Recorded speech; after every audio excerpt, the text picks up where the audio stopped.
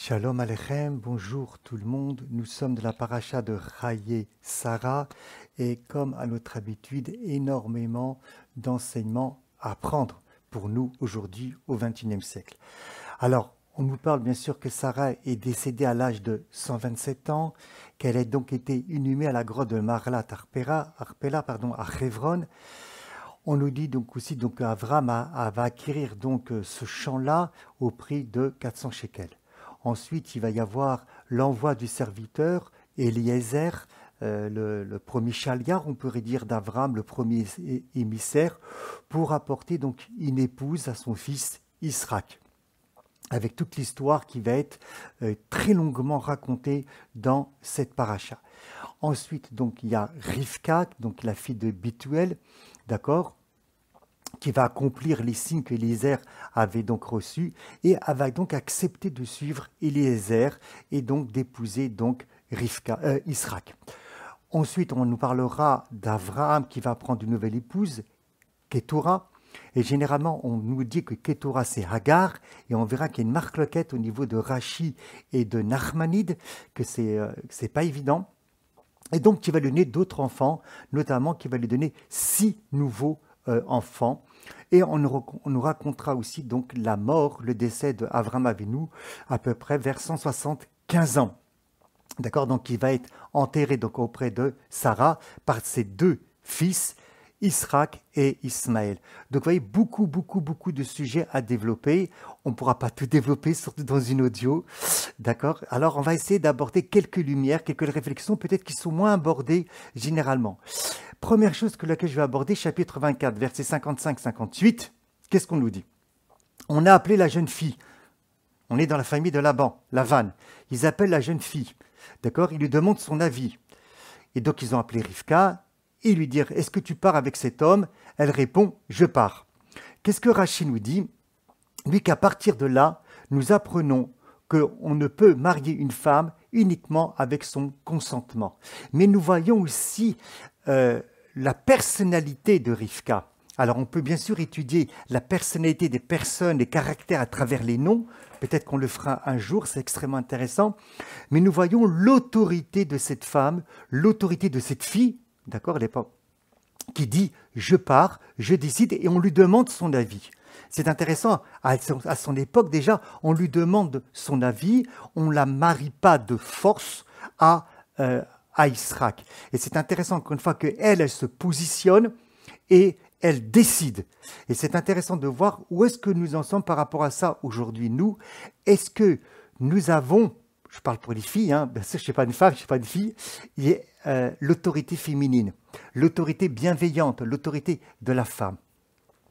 Et Rachid dit aussi que lorsqu'elle dit « je pars », ça veut dire « je pars de mon propre chef ». C'est-à-dire que même si vous ne voulez pas que je partirai quand même.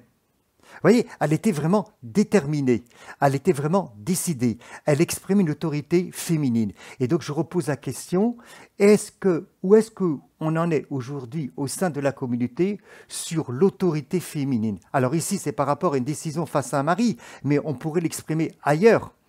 On pourrait l'exprimer au niveau professionnel, on pourrait l'exprimer dans différentes facettes de la vie.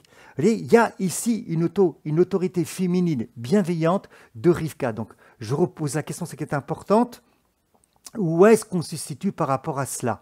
Ça, c'est extrêmement important par rapport à ce que vous vivez, par rapport à l'éducation que vous avez reçue, par rapport à ce qu'il est enseigné. Ensuite, il nous dit que dans le chapitre 24, verset 65, que Israq, il l'a conduit dans la tente de Sarah, sa mère, et donc Rivka a été aimée par Israq, et Israq a été consolé de la perte de sa maman. Et d'après Pirkei de Rabbi Eliezer, il dit qu'il est naturel que l'homme, pour un homme, sa mère c'est tout. Et lorsqu'une maman, elle part, pour l'enfant, pour le garçon, c'est hyper compliqué. Et il est consolé donc par la femme. Et ici, nous voyons donc une certaine psychologie de la masculinité. Et je vous propose simplement une question, je ne vais pas le développer parce que ça serait trop long. Est-ce que vous êtes d'accord? Est-ce que vous n'êtes pas d'accord? Est-ce que c'est bien? Est-ce que c'est normal? Est-ce que c'est pas normal? Essayez de débattre ça peut-être à la maison ou peut-être au repas de Shabbat. La psychologie ici du masculin qui est consolé par le fait que la femme va remplacer la mère. Donc, est-ce que Rivka va jouer le rôle d'une maman ou pas avec Yitzhak? Est-ce que c'est le rôle de la femme? Est-ce que c'est pas le rôle de la femme? Est-ce que on accepte cette psychologie masculine ou pas? Dont nous parle donc des Pirkei des Rabbi Eliezer, qui nous dit que voilà, qu'un garçon est consolé le fait qu'il va se marier avec une femme lorsque sa maman est décédé. Et c'est pour ça que des fois, il y a beaucoup de problèmes dans les couples, parce qu'il doit s'attacher à sa femme, mais il doit aussi se détacher de la mère. Et ça, c'est pas évident pour un garçon de se détacher de la mère et s'attacher à la femme, véritablement. Et ça peut créer des problèmes aussi au sein du couple. À méditer, à réfléchir, comme on dit, c'est une idée que je vous lance, à réfléchir en famille.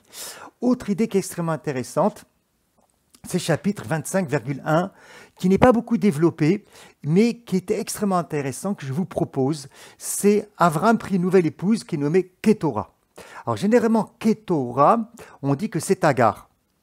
Rashi rapporte ça, il rapporte du Midrash Rabbah, qui est appelé Ketora, la même chose dans le Pirkei des Rabbi Eliezer.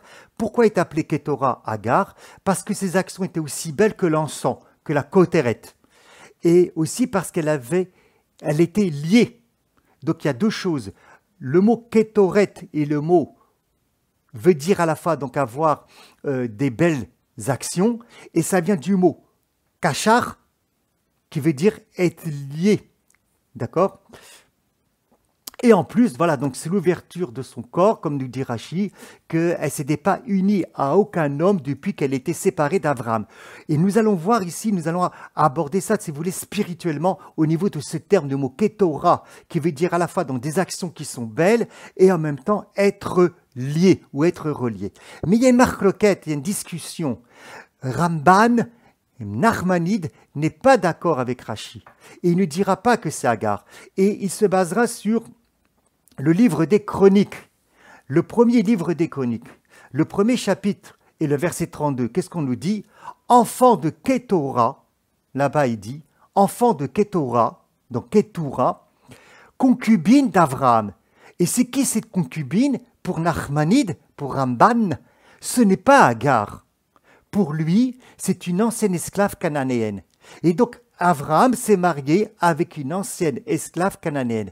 Et là, il y a une question que Rabbeinu Bechaye va répondre, qui a écrit donc Chovot Alevavot, qui va se dire, mais comment est-ce que c'est possible que Abraham a pu se marier avec une femme cananéenne parce que c'était interdit? D'accord, il avait dit à Eliezer, surtout ne prends pas pour Israël une femme cananéenne. D'accord? Mais comment va répondre donc Rabbeinu Bechaye dans cela? Il va dire, c'est très simple. Dès lors que Yitzhak a épousé une femme de la famille d'Avraham, eh ben, il n'y avait plus d'obstacle pour que Avraham lui-même puisse épouser une femme cananéenne. Donc, vous voyez, il y a une discussion entre Rashi et Nachmanide. Est-ce que cette femme est Agar ou cette femme n'est pas Agar? On pourra approfondir à quoi ça nous rejoint et quel est l'enseignement qu'on peut prendre. Mais là, je voudrais approfondir sur le fait de la Kétoret.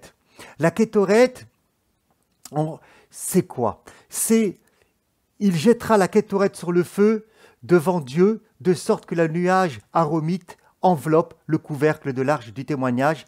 Les livres de Lévitique 16, chapitre 16, verset 12, verset 13. À Yom Kippour, le Kohen Gadol, le grand prêtre, pénétrait donc dans la pièce la plus intérieure du temple de Jérusalem, le Kodesh HaKodashim, pour faire quoi?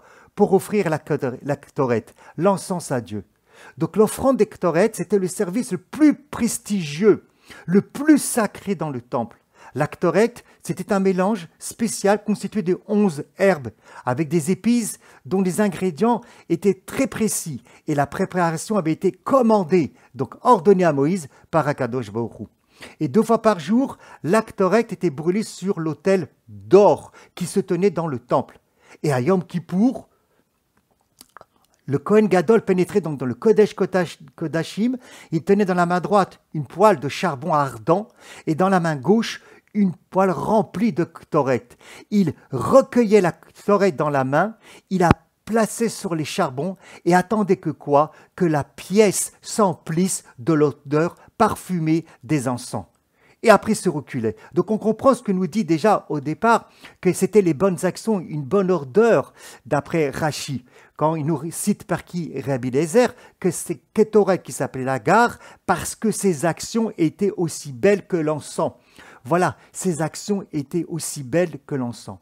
Maïmonide dira, bien sûr, bien évidemment aussi, que Maïmonide dira que la fonction de la Koteret était de chasser les mauvaises odeurs qui auraient pu envahir le Beth Amikdash. Pourquoi? Puisqu'il y avait de nombreux animaux qui étaient abattus chaque jour dans ce lieu. Et on brûlait les animaux. Et donc, il pouvait y avoir de mauvaises odeurs dans les abattoirs, tout simplement. Mais bien sûr que Rabbeinu Bechaye, qu'on a cité, va donner une autre explication en disant qu'on ne peut pas réduire la Koteret uniquement à des principes, à une finalité terrestre. Et des enseignements spirituels sur la Koteret nous dit quoi? Qu'en vérité, la Koteret, elle était là pour apporter, pour dissiper en vérité les passions animales qu'une personne peut avoir. Les passions animales qu'une personne peut avoir, qu'on a chacun d'entre nous.